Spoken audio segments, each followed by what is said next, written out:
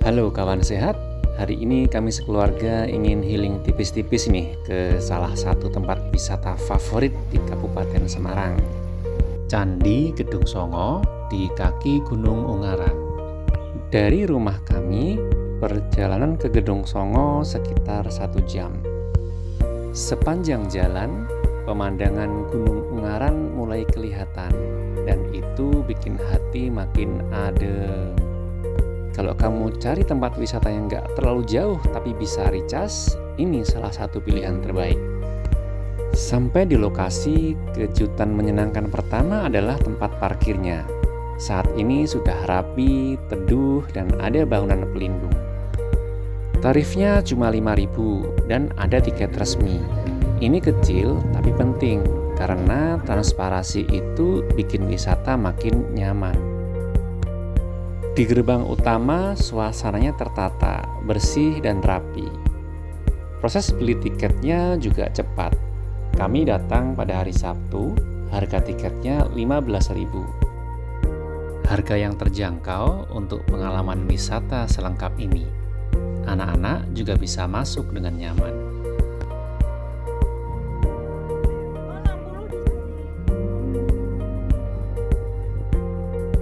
Begitu masuk kawasan Gedung Songo, udara langsung berubah, segar dan sejuk.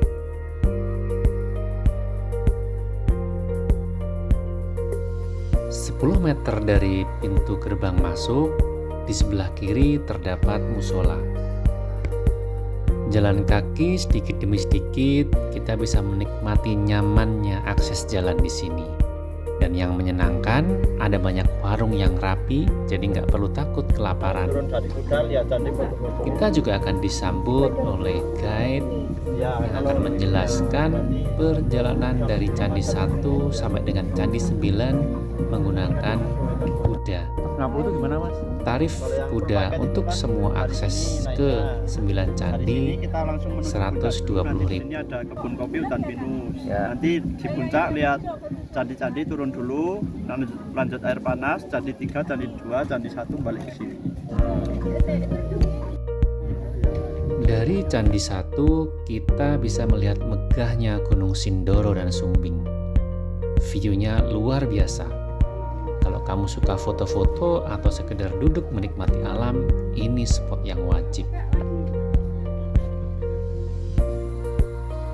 Saat memasuki pelataran di depan Candi ke-1, biasanya kita akan ditawari oleh ibu-ibu fotografer. Bu, namanya siapa Bu? Nurbaiti. Bu, kalau foto gini ada yang ngajarin? Kita belajar manual juga. Kalau setiap tahun biasanya dari pihak kanan sekali. Akhirnya kita memilih Ibu Nurbaiti untuk membantu foto-foto. Tarifnya Rp5.000 per satu soft file. Setelah sesi pemotretan, kita akan diberi kesempatan untuk memilih foto mana yang akan dibeli. Satu file foto harganya Rp5.000 dan akan dikirim ke HP kita dalam bentuk file di galeri.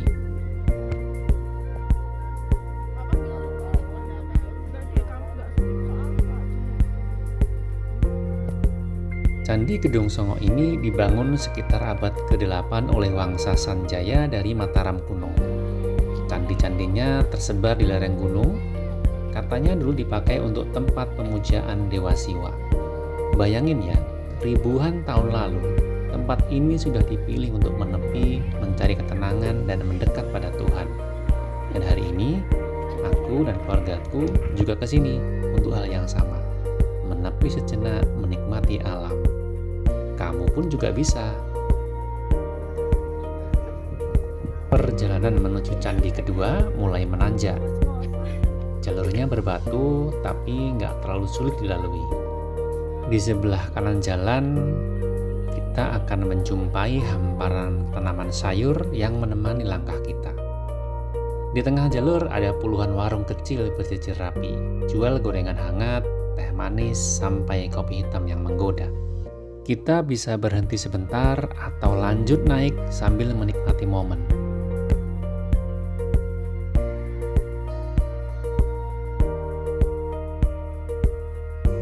Dan ini candi kedua, salah satu spot favoritku.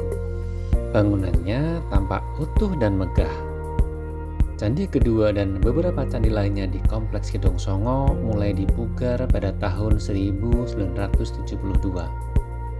Saat ini kita bisa menikmati keindahannya, jadi mari kita jaga bersama. Karena warisan seperti ini bukan cuma milik masa lalu, tapi juga tanggung jawab kita hari ini untuk generasi nanti. Dari candi kedua ke candi ketiga jaraknya nggak terlalu jauh, kira-kira 100 meter saja. Tapi jalurnya mulai terasa menanjak ya. Tiap langkah membawa kita makin tinggi, makin dekat dengan langit.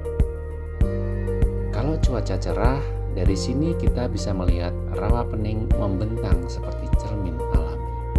Dan di kejauhan, berdiri megah Gunung Merbabu dan Gunung Telomoyo yang seolah menjaga dari kejauhan.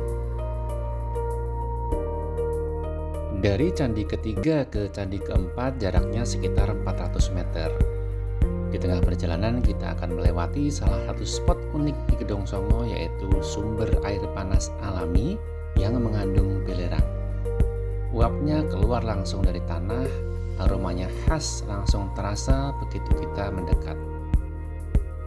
Dari sumber air panas tinggal beberapa langkah lagi sampai ke candi keempat. Candi ini salah satu yang paling utuh karena sudah dipugar dan ditata dengan rapi.